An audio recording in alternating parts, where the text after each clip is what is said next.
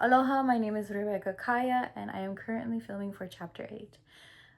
Our first question is, assuming all data and methods are correct, where are most species on Earth, and what data supports this?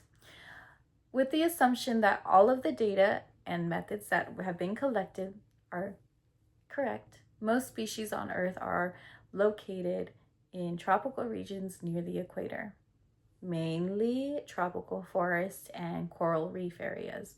This is supported by the collective of global maps that show the highest types of species richness at even lower altitudes. Number 2, how many explanations have been suggested to describe patterns in species richness? We currently have, I believe, more than 120 proposed explanations to describe patterns of species richness. Number 3, what is multicollinearity? Multicollinearity is when predictor variables are strongly correlated with each other, which makes it hard to know which factor is truly causing or creating a pattern. Meaning, certain things may be correlated to each other, but do they really go hand in hand, and what is the driving force for these patterns? Number 4, how significant is multicollinearity in studies about the drivers of species richness patterns? And I believe that this is extremely significant in species richness, mainly because it's a study on the climate and environmental variables that overlap with each other, which in turn can result in misleading results if it's not automatically corrected right then and there.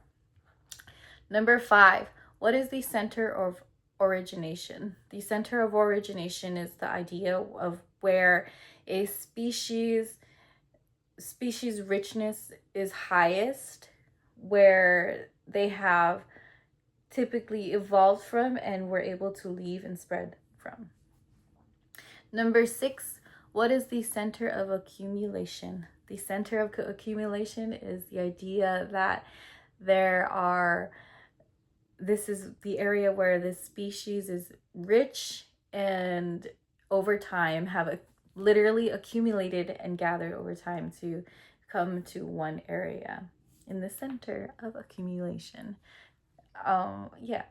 Number 7, what is the center of overlap? The center of overlap is where there are different ranges of different species that entirely intersect with each other, which creates a higher diversity in that specific area. Number 8, how is the relationship between people and species richness? The relationship can sometimes be positive, but also negative. In the first area, we have the positive areas where, yes, we learn to settle in productive but resource-rich areas for us, but it can also in turn support the different species.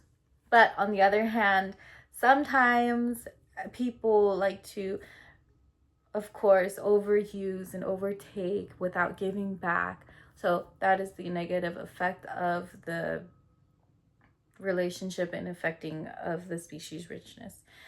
Sometimes we overtake and we leave nothing for a different species to keep coming back and evolving and changing, if anything. Number 9, how is the relationship between temperature and species richness, and why is it either positive or negative? I say that temperature is usually a positive has a positive relation, because in warmer regions there's usually more species that are able to survive, because the increase of the heat increases productivity, metabolism, and opportunities for them to keep thriving in that environment. Usually the warmth is really good. Our last question here is, why is it important to study patterns in species richness? Studying patterns in species richness is important because it explains to us how the biodiversity is just distributed and what drives it, and where and when conservation efforts are most needed for us to keep making a better place. So thank you. That is the end.